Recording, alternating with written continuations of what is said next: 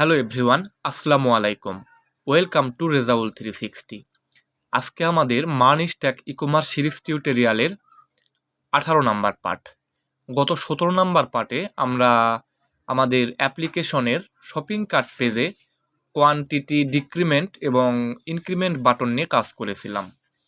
আজকের এই এপিসোডে আমরা ক্লিয়ার কার্ট বাটনটি নিয়ে কাজ করব, যেন এখানে ক্লিক করলেই আমাদের এখানে অ্যাড করা সমস্ত আইটেম ক্লিয়ার হয়ে যায়।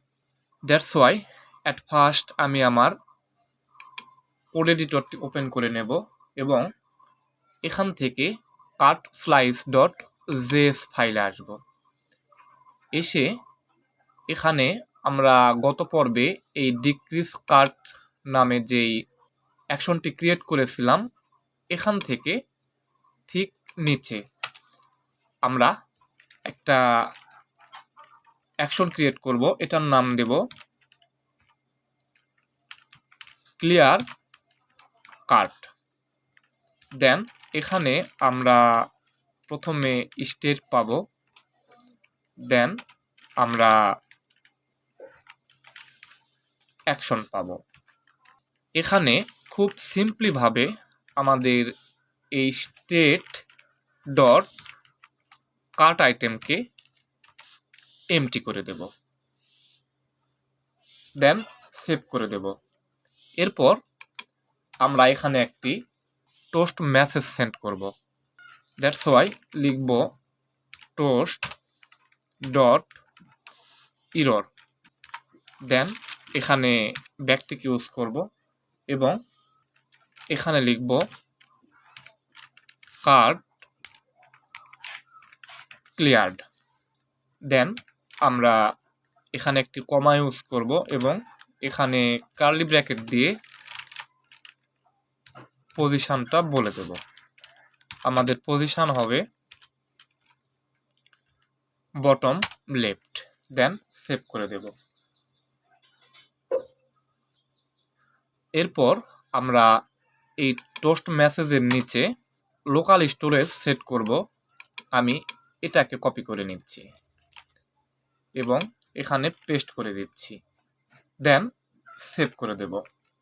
এরপর আমরা এখানে এক্সপোর্ট করে দেওয়ার জন্য একটা কমা ইউজ করব এবং এই ক্লিয়ার কার্টকে এখানে দিয়ে দেব। That's it. এরপরে আমরা সরাসরি চলে যাব আমাদের কার্ট ডট জেএসএক্স পেজে। এসে এখান থেকে আমরা খুঁজব আমাদের ক্লিয়ার কার্ট বাটনটি। এই যে এখানে দেখতে পাচ্ছেন আমাদের ক্লিয়ার কার্ট বাটনটি। ঠিক এখানে আমরা একটি অন ক্লিক ইভেন্ট ইউজ করব এবং এখানে আমি রিটার্ন করে দেব একটি ফাংশন। এই ফাংশনটির নাম হবে হ্যান্ডেল ক্লিয়ার কার্ট, দেন সেভ করে দেব। এবং এই ফাংশনটি আমরা এখন তৈরি করব ঠিক উপরে। এখানে আমরা একটা ভেরিয়েবল নেব এবং এটাকে পেস্ট করে দেব। দেন এখানে আমরা একটা অ্যারো ফাংশন ইউজ করব এবং এটার ভেতর আমরা ডিসপ্যাচ করে দেব। ডিসপ্যাচ করব আমাদের ক্লিয়ার কার্টকে, যেটা আমরা তৈরি করলাম কিছুক্ষণ আগে, এটা। সো আমি এখানে লিখব ক্লিয়ার কার্ট। এই যে এটা আমি এন্টার প্রেস করলাম, এটা ইনপুট হয়ে গেল এবং এখানে আমি এটাকে কল করে দেব। That's it. এখন যদি আমি আমার ব্রাউজারে আসি, এসে যদি একটা রিলোড দেই, তারপর আমি এখানে যদি ক্লিয়ার কার্টে ক্লিক করি, তাহলে দেখতে পাচ্ছেন আমাদের কার্টটি ক্লিয়ার হয়ে গেল এবং এখানে সেই এরর মেসেজটি শো করতেছে। আমি যদি আবারও এখান থেকে কোনো প্রোডাক্ট অ্যাড করি, এটা অ্যাড করলাম, এটা কোয়ান্টিটি আমি প্লাস করতে পারবো এবং মাইনাস করতে পারবো।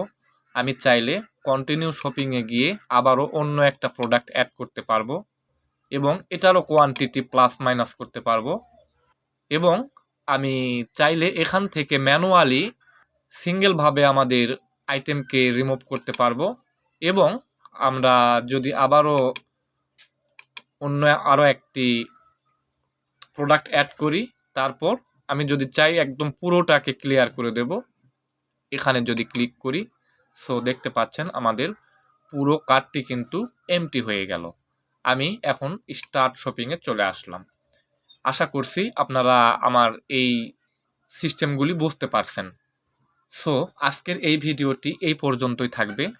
আগামী ভিডিওতে আমরা আমাদের শপিং কার্টের এই সাব টোটাল এবং আমাদের ন্যাব মেনুতে থাকা এই আইকনে আমাদের কোয়ান্টিটি শো করাবো। সো সেই পর্যন্ত সবাই ভালো থাকুন। আসসালামু আলাইকুম।